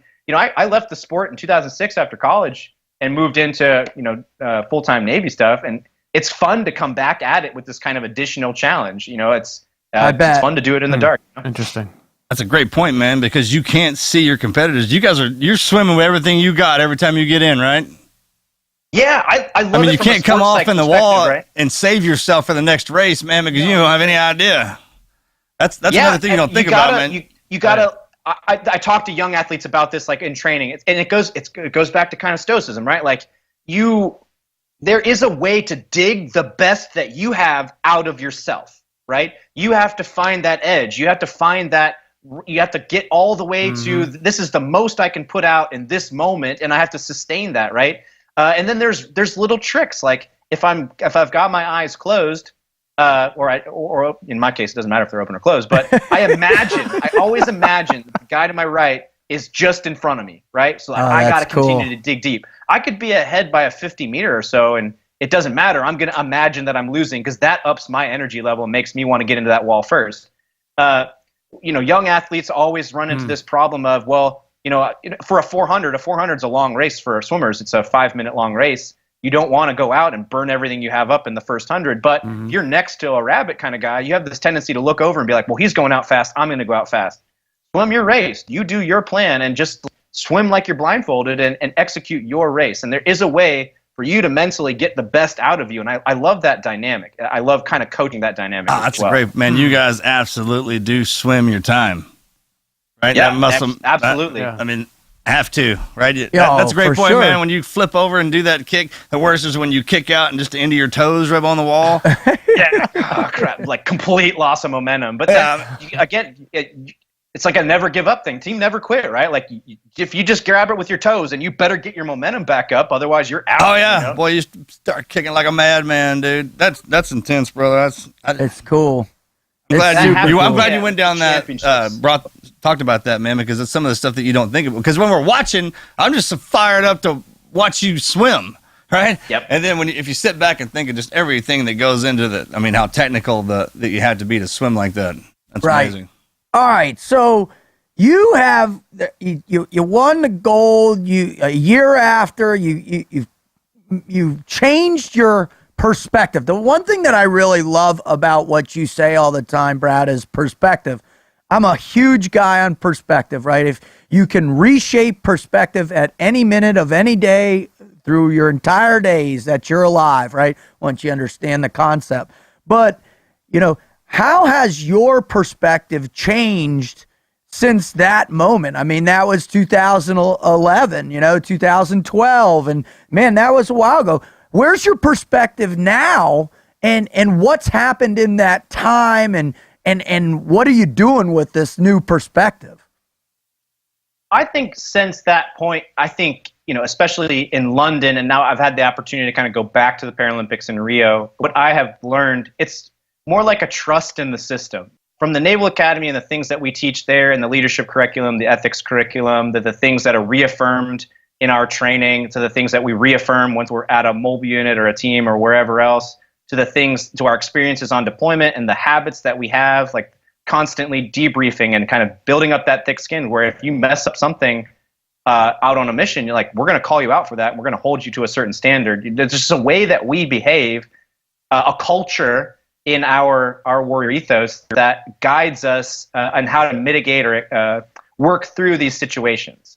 So I've been able to do it for myself, but now going out and speaking about it and trying to capture it for others has reaffirmed my understanding of the process, and has made me desire to do it more for everybody else, right? That's like cool. I see how it works. I see how it's gotten me through really tough situations, and now it's I can. There's almost nothing you can throw at me that I can't handle, because I know how to do it. Does that make sense? Like It makes you apply complete those sense. principles. Absolutely. I get the principles. I see the wisdom. I've applied them in multiple different venues, and I've seen it successful. And now my challenge is, pull those out in snippets or approaches or tactics that I can then give to other people to say, it doesn't matter what your challenge is. If it's adapting to a disability, if it's wanting to become a special operator, or if it's wanting to go to Harvard and study public health, whatever your challenge is, I'm confident that I can give you a set of tactics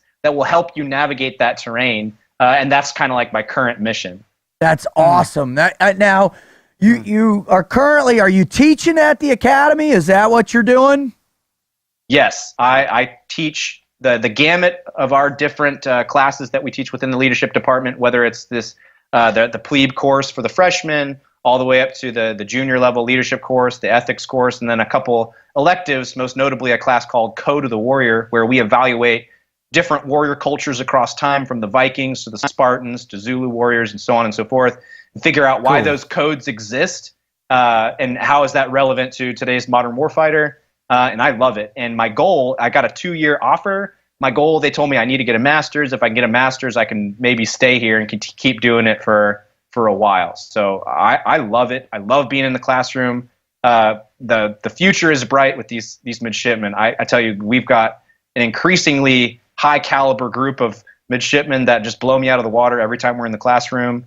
I'm glad I got to the academy when I did, because I don't think I would have been accepted at this particular point to keep getting smarter. But I love being there in that capacity, and I actually just bought a house down in Annapolis, and I'm really excited about moving down there full time and kind of putting my flagpole in the ground and calling it home. You know what I mean? That's cool. Hey, Brad, I want to ask you a question. I kind of missed my opportunity. We were just talking about perspective, and this is kind of a simple or a simplistic question, but would you say you are more happy now, less happy, or about the same as compared to when you lost your sight? And why? Significantly more happy. Significantly. The difference is crazy. And I think we talk a lot about this in the veteran transition world, right? Like, this is an area where a lot of folks struggle. You go from being this, deployed special operator, doing all kinds of crazy stuff downrange, and you feel like you're kind of capable of anything, right? Like, I can make stuff blow up. I can prevent stuff from blowing up. I can jump out of aircraft. I can dive. I can save people who have been injured, blah, blah, blah. You feel like, there's nothing I'm not capable of. Purpose. And I'm connected to my purpose. I'm in Afghanistan, and I'm taking these bombs out of the ground where kids are playing soccer and stuff. I can see how relevant I am in this world. Now you take all that away, and it's like, shoot, what am I doing? And I think, Dave, you even said this, like, I get to continue to serve, but that wasn't a leap I made right away. Like, for a while, it took me a while to see, like, yeah, I feel really great and patriotic about being on Team USA. It took me a while to see that as service, and that now I get that. I understand that this is my form of service now. I'm in the community trying to, provide these tools and tactics on, negotiating adversity, and that is a form of service. But I would say, like, my job in Afghanistan, I absolutely love that, and I remember many moments out and about in town. Like, I specifically loved working with the group of people that I worked with, the most amazing people that America has to offer. The way that we responded to crisis was incredible, and there's lots of stories to go along with that. But it was an amazing experience. But from a personal standpoint, when we get back to base, I was lost. Like, my dad was gone, and losing your dad is a unique experience for all of us. If it hasn't happened, it's gonna happen. And for me, like, my dad was my guiding everything for all of growing up. Like, he's the one who explained everything to me. He's the one who taught me what all these things mean. Like, I remember playing baseball catch with my dad, and a baseball catch is a game, right? You throw a ball back and forth, but not for my dad. It was like an exercise in perfection. Every catch, there's a certain way you do that catch. There's a right way to do it. There's a wrong way to do it. And every catch, he would critique me on how I caught that ball. And, it just reaffirms that lesson of, if something's worth doing, it's worth doing right. Do it correctly and do it well the first time, and blah, blah, blah, blah, blah. So I learned all those things from my dad. And when your dad's gone, like, man, it's me now. It's like, I'm making these decisions for myself. I'm not trying to make my dad proud. I'm just doing this for me. And that's a weird spot to be in. So like I said, in Afghanistan, at that particular time in my life, I wasn't really connected with myself. I was connected with my purpose while working, but not when I wasn't. And now I am. Like, I understand me. I understand what I'm trying to do. I understand the world. I understand this kind of loop on negotiating challenge and all that sort of stuff. And it's given me, like, not only a real strong sense of self, a real strong sense of purpose, and a confidence in executing on that purpose. And I think that's what I'm trying to live an example of how that works, so that others can maybe follow in that too. I see that in the vet transition space too, is that lack of connection with purpose, and that causes a lot of people to kind of get upset or depressed or kind of question what they're trying to do. And I think we can bridge that gap with, again, these discussions like this, for sure. Amen. Very interesting. Well, one of the things we like to do before we totally wrap up is we talked in the beginning about our listeners that are at home, and that might not have the dad like your dad or my dad or Marcus or Wizards, or might not have the attachment to purpose or the unique purpose, the perspective of servitude and how fulfilling that can be. So I always ask our guests, saying, for that person that is, in the dark, so to speak, on which direction they should go in their life, what advice can you give them to get in the water, to get into the competition, or to get back in the fight? What are some of the things that you think about and talk about and use every day to kickstart your life, to live that life full of purpose? Well, first the idea, my reaction was I use this kind of the statement, invest yourself. We talk leadership, like we try to define leadership at the Naval Academy. What is leadership, and if I always get this at the end of the speech, what's your one advice on leadership? And leadership's a very dynamic kind of it's thing. impossible, it's hard to right? put On one thing there, yeah. But invest yourself. Put yourself. If your people know that you care about them 100%, invest yourself. Then they're going to do anything for you, right? That's how you establish trust. It's how you establish respect. If they know that you're just, punching your ticket and, showing up at 9 and leaving at 5, then, they're not going to care about you. But invest yourself in something as a person. Now, and then the second concept is what I call an anchor thought. Sports psychs call it, or psychologists call this something else. I don't know what they call it. I call it an anchor thought. I'm a Navy guy. I like the anchor thing. For me, it's like, it's that thing that kicks you in the ass, right? Like, Yes. It's Tyler for me. My anchor thought is Tyler. And actually, I have a big tattoo of an anchor right here on my chest. It says TJT. It's for Tyler. God bless him. It's like, whenever I start feeling sorry for myself, or like, man, my day's crappy, or I'm so stressed out, or I got all this stuff going on, I'm like, I got to make the most of this, because he gave this to me. He gave this moment to me. He died downrange, and he offered me the moment to be here. and this is a moment that he doesn't have, and I need to make the most of this moment. And that's how I always reframe my perspective. Now, I know that not everyone who's listening has lost someone in that way.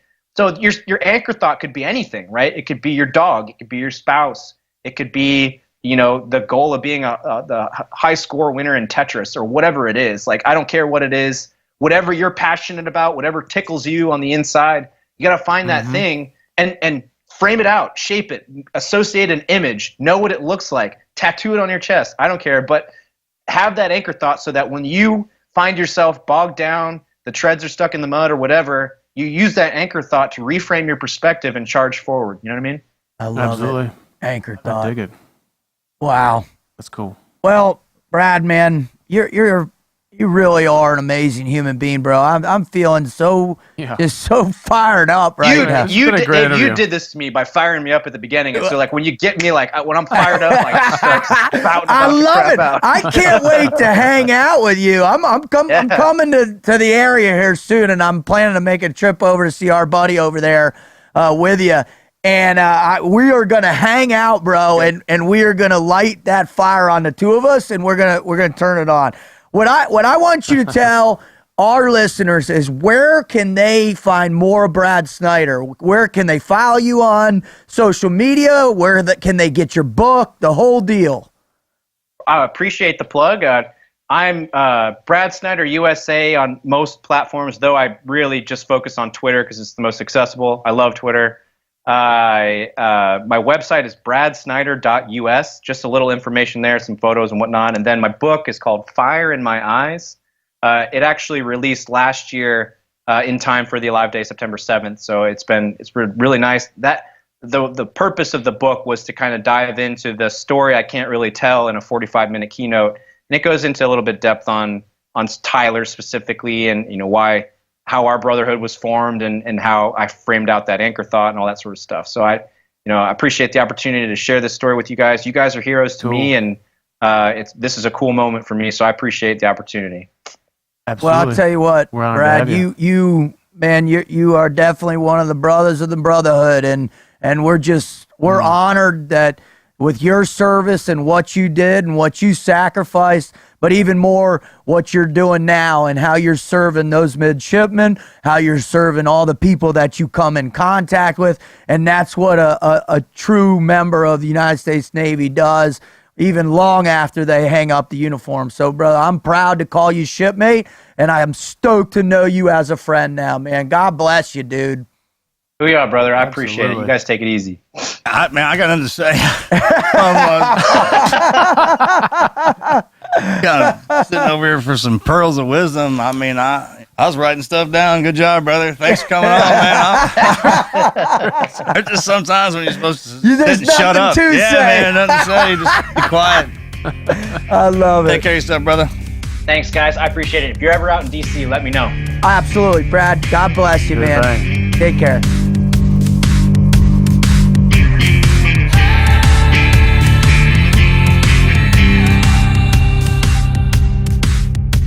Brother, I don't care.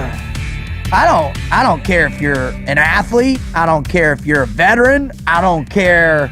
I just don't care. When you hear that cat talk, I mean, I'm telling you what, first off, I think it's a pure miracle what happened to him. The fact that he only lost his sight. How many dudes do we know that did? I mean, Matt Bourgeois stopped. I mean, he was second guy killed for us in Afghanistan out of Tarnack Farms. He stepped on a mine, done, right?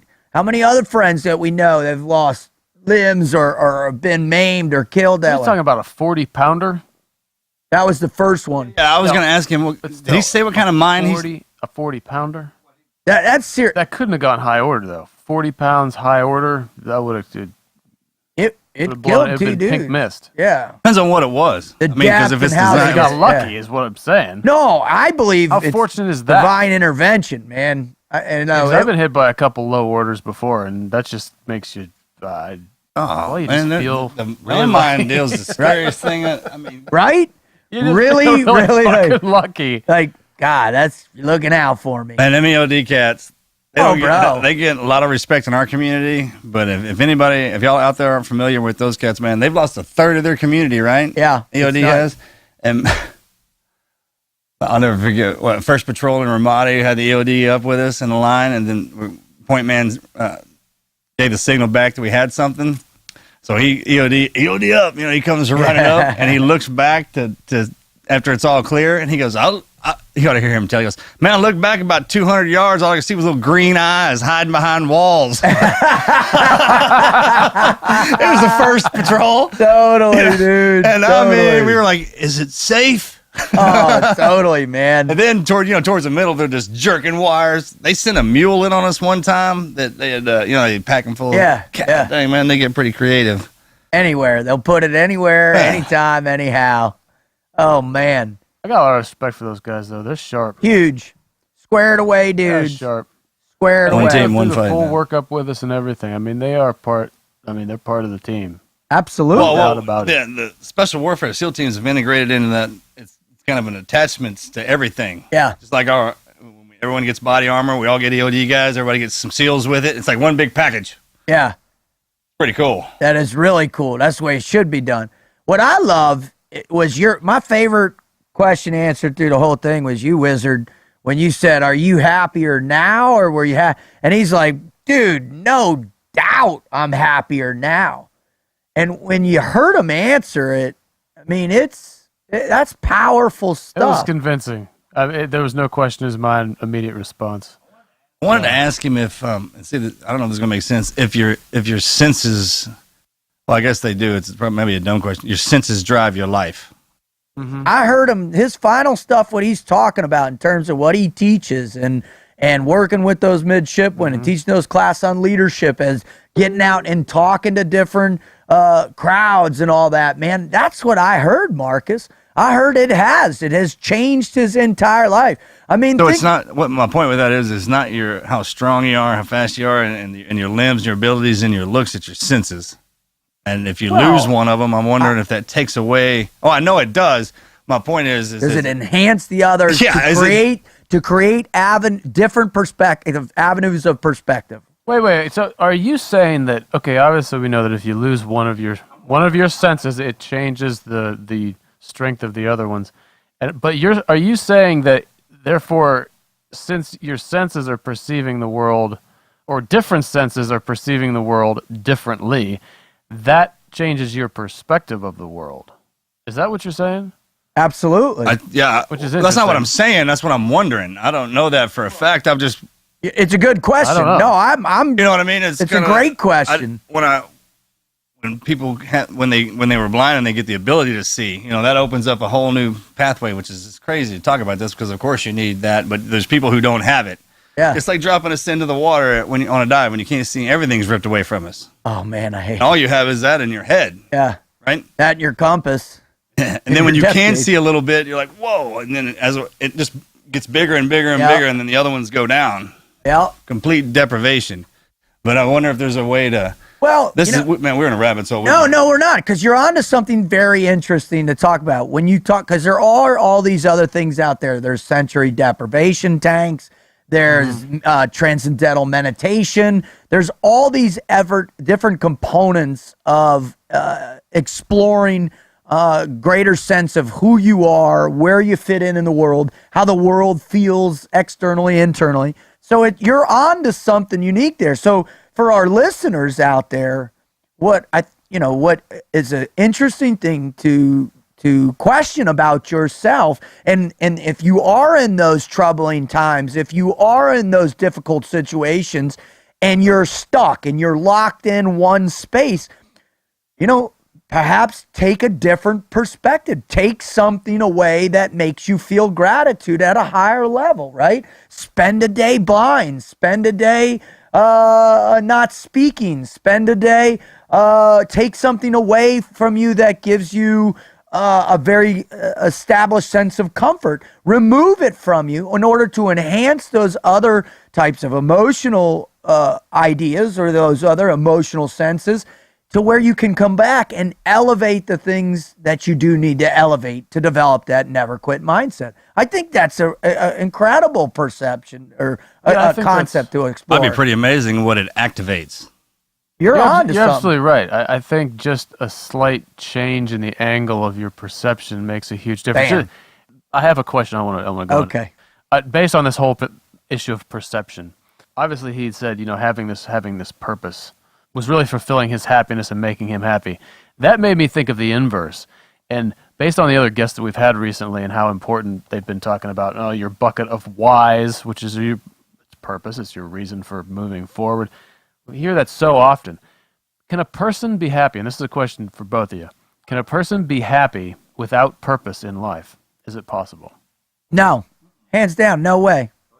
No. Well, for example, a person who You have to have something to be happy about. They just enjoy luxury in life, and that's their existence on a daily basis. They just continuous enjoyment, recreation. There's a cat out there, Albert. Without a purpose. There's a cat out there, Albert Camus, right? Great existentialists out there, or Jean-Paul Sartre, or one of those.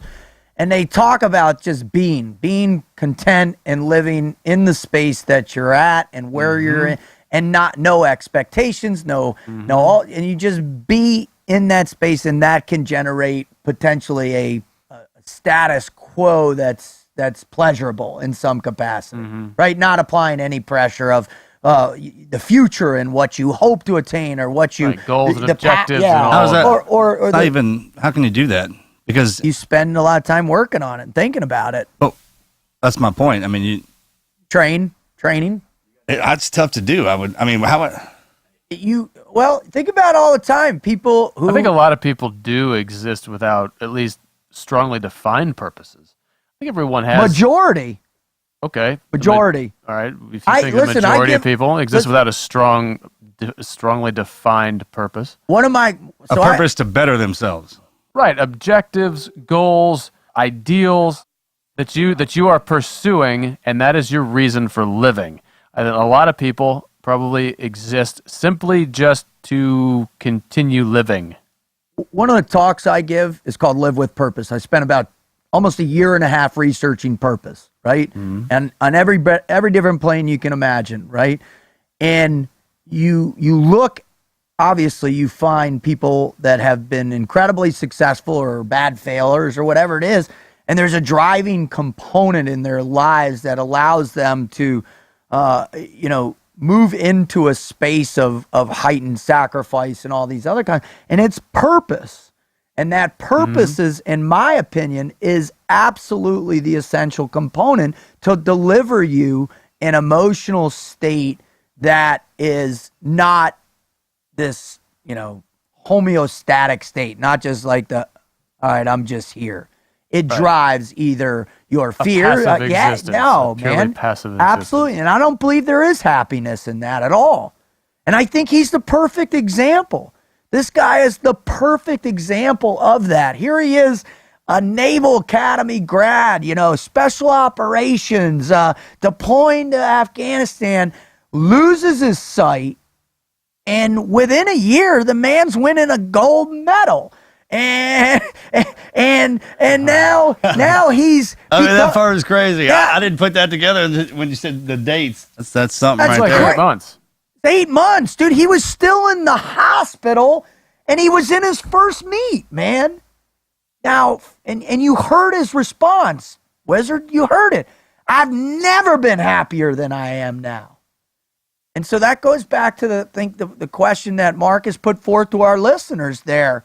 Hey, think about what you have. Think about how you perceive the world, whether it's your actual senses or whether it's your emotional sensitivity or whatever it is, and allow that to come in. And if you're not perceiving the world in a healthy, positive, happy manner, take some away. Remove some of the influences that you have that can help you to discover, wow, maybe I need to establish a purpose, whether it might just be, I want to get up and exercise every day. That's my purpose. Or like he was saying, If you have nothing else, start with something arbitrary until you find it. Right. And then what I love about him is invest in it. Man, that thing hit me hard. How about you when you heard him say that? No, it's just funny his perspective and how fast. I mean, you kind of the knowledge he was dropping on us was that of somebody who's been around a long time, man. right? Oh, he's an intelligent guy. Right, absolutely. And then, immediately experiences. There's certain experiences that can shotgun you past where you should be on the age line, so to speak.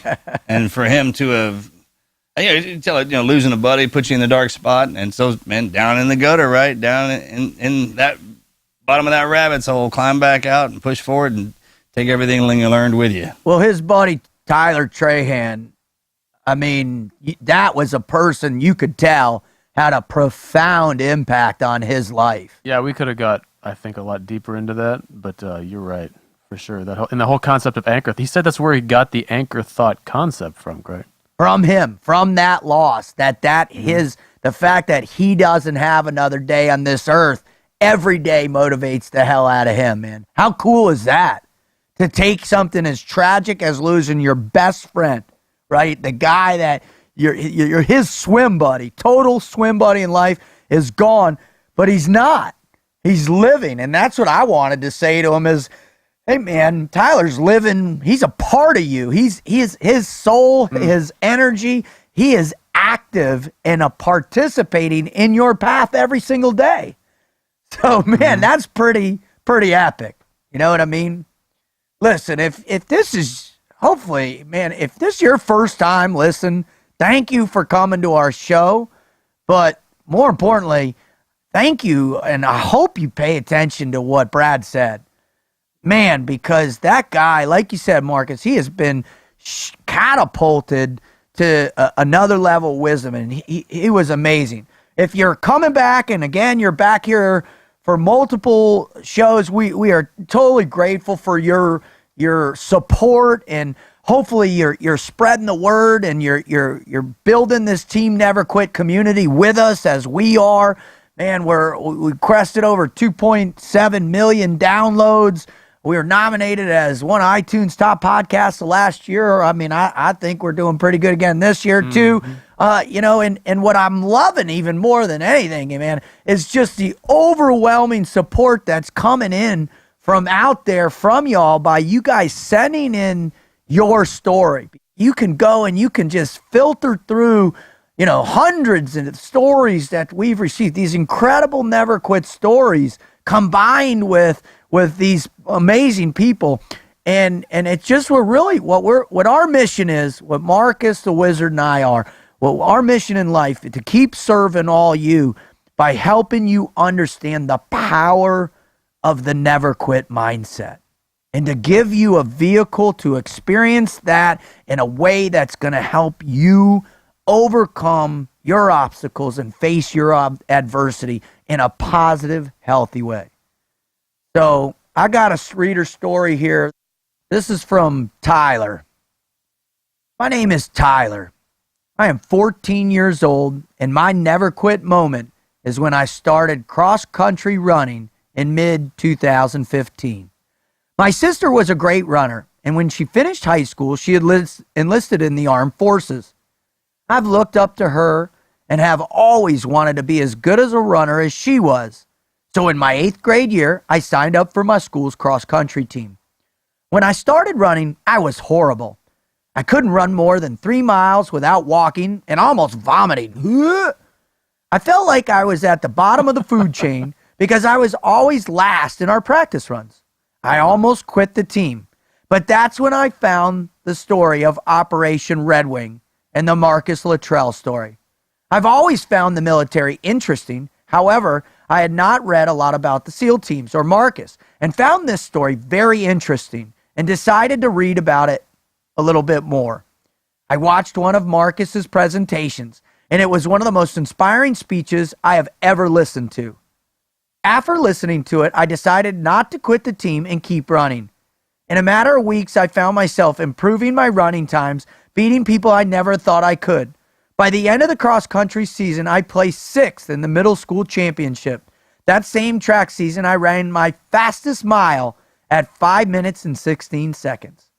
I credit my running success to my coaches and family, But it was Marcus's story that inspired and gave me the never quit mindset. I would like to thank him for inspiring me for his service and his service to the country. I would also like to thank the whole Team Never Quit team, my cross-country team, and all the fallen soldiers of Operation Red Wing. How about that guy? Yeah, that's cool, man. Thanks, Pretty buddy, good, for writing in. Yeah, it means a lot every time you hear something like that. Especially the youngsters, right?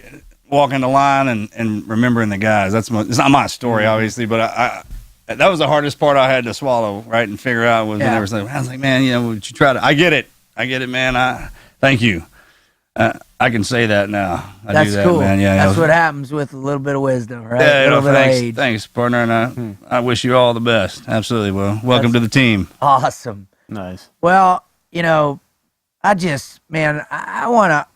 want to thank you, Tyler, for writing in, but I want to start out. I want to thank God. I want to thank Christ. I want to thank my girls, my family, my friends. I want to thank Brad Snyder, man, because, man, he gets me fired up, dude.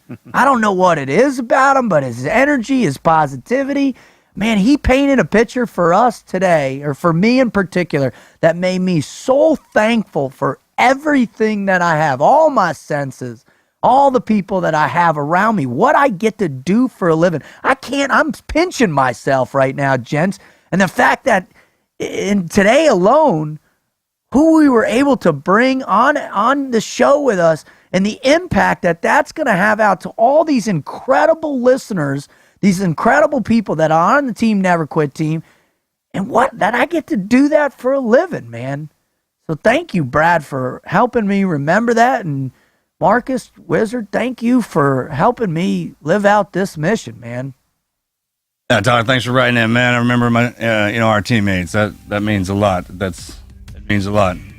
Brad, I tell you what it is about Brad, man, is he's better than me at most things without his eyes than I am with mine. That's what I find so fascinating about him. You know what I'm No, but Brad, thanks for taking the time and coming on here. And thanks for bringing home the gold for our country. Amen to that. Man, just walking the line and then walking it again. Keep charging forward, both of you, Tyler and Brad. And thanks to everybody for keep bringing us back. It's unbelievable, man. I thank God every day for it. So I appreciate it, guys. Thank you. I'm out. Out.